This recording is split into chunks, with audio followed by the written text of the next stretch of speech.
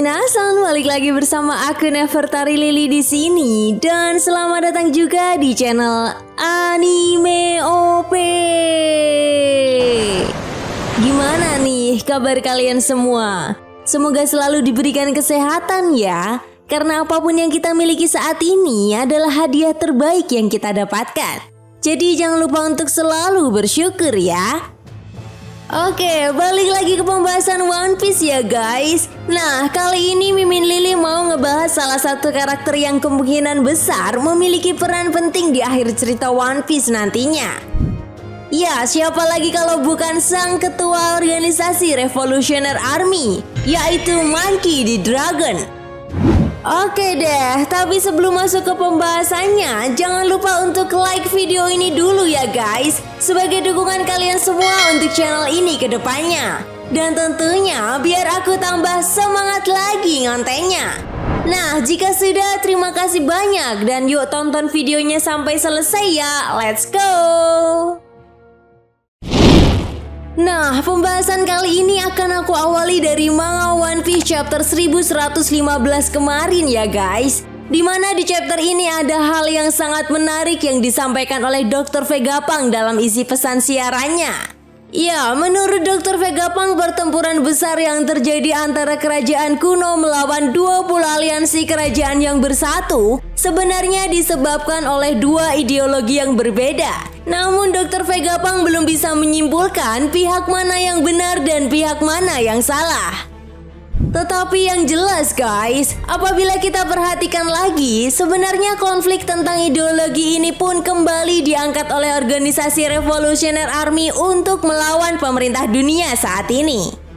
Nah, tentu kalian semua para fans One Piece masih ingat, pada manga One Piece chapter 432 untuk pertama kalinya organisasi Revolutionary Army diperkenalkan dalam cerita One Piece. Ya, pada saat itu Monkey D. Garp untuk pertama kalinya memperkenalkan Monkey D. Dragon sebagai ayah Luffy yang merupakan pemimpin organisasi Revolutionary Army. Masih di chapter yang sama, bahkan nih Nico Robin juga menggambarkan organisasi Revolutionary Army sebagai sebuah organisasi yang sangat beringas. Yap, hal ini karena organisasi Revolutionary Army dianggap sebagai sebuah organisasi militer rahasia yang terang-terangan menentang kekuatan besar pemerintah dunia. Menariknya, meskipun organisasi Revolutionary Army ini paham betul siapa lawan mereka, namun mereka tidak pernah gentar sedikit pun loh guys untuk melawan pemerintah dunia. Bahkan nih, kalau kita perhatikan lagi, strategi perang yang dilakukan Monkey D. Dragon dan organisasi Revolutionary Army untuk melawan pemerintah dunia cenderung gerilya. Ya, sebuah strategi yang biasanya sangat lazim digunakan oleh sebuah kelompok kecil untuk melawan kekuatan besar pemerintah dunia, seperti halnya memicu perlawanan rakyat setempat. Menyusup dan melakukan sabotase adalah hal yang dilakukan oleh organisasi Revolutionary Army untuk menjatuhkan suatu negara yang berafiliasi dengan pemerintah dunia. Jelas hal ini pun membuat pemerintah dunia sangat kesal karena secara tidak langsung hal ini juga sangat mengganggu eksistensi pemerintah dunia. Nah, sampai di sini kalian sadar nggak sih guys, kenapa Monkey D. Dragon rela dan sampai repot-repot melakukan hal seperti ini? Bukankah akan lebih mudah jika Monkey D. Dragon menjadi seorang bajak laut si Chibukai, layaknya Doflamingo yang berhasil menjatuhkan kerajaan Dressrosa, atau mantan si Chibukai seperti Krokodil yang berhasil mengendalikan dan memicu perang sipil di kerajaan Alabasta? Kenapa ya Monkey D. Dragon malah memilih untuk menjadi pemimpin organisasi Revolutionary Army? Guys, jawabannya sudah sangat jelas ya, seperti yang dijelaskan pada isi pesan siaran Dr. Vegapunk. Ya, perlawanan yang dilakukan oleh Monkey D. Dragon dan organisasi Revolutionary Army ini bukan hanya sekedar perlawanan biasa layaknya bajak laut yang melawan angkatan laut atau pemerintah dunia seperti yang dilakukan oleh kelompok bajak laut topi jerami saat ini di Pulau Egghead.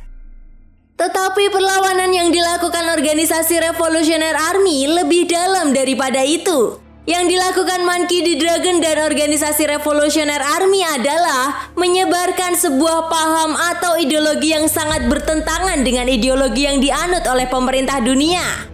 Dan menariknya guys, ideologi ini disebarkan oleh organisasi Revolutionary Army ke seluruh negara atau kerajaan yang berafiliasi dengan pemerintah dunia hingga menimbulkan pemberontakan. Itu sebabnya ketika ada sebuah kerajaan yang jatuh, maka ketika itulah organisasi Revolutionary Army akan mendirikan sebuah pemerintah boneka di kerajaan tersebut. Jadi nggak heran ya guys, kenapa organisasi Revolutionary Army begitu banyak sekali melakukan gerakan semacam ini di kerajaan-kerajaan yang berafiliasi dengan pemerintah dunia. Sampai-sampai membuat para Gorosei sangat kesal dengan Monkey D. Dragon dan menetapkannya sebagai penjahat nomor 1 dalam dunia One Piece. Nah, sekarang yang menjadi pertanyaan besarnya adalah sebenarnya paham atau ideologi seperti apa sih yang disebarkan oleh Monkey D. Dragon atau organisasi Revolutionary Army?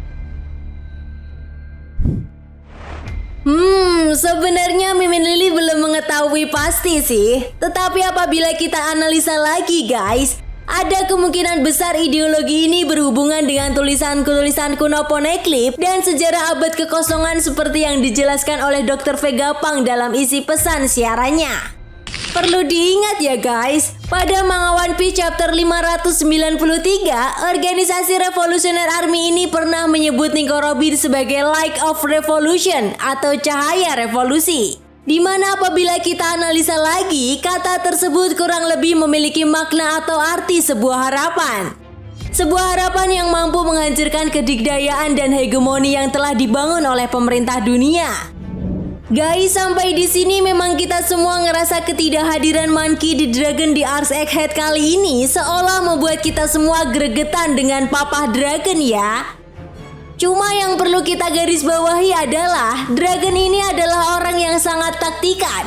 Berpikir panjang namun sekalinya bergerak akan sangat berdampak besar. Sehingga ketidakhadirannya di Pulau Egghead kali ini seenggaknya bisa kita maklumi ya guys. Bisa aja kan Monkey D. Dragon punya tugas lain. Dan gak menutup kemungkinan juga guys, panggung Dragon dan organisasi Revolutionary Army adalah melawan kesatria suci ataupun armada yang telah disiapkan oleh pemerintah dunia. Entah kapan Dragon akan dimunculkan kembali, namun yang jelas Mimin Lily sih yakin jika di tahun 2024 ini akan ada sebuah kejutan besar yang telah disiapkan oleh Oda Sensei. Mengingat tahun ini sionya adalah naga.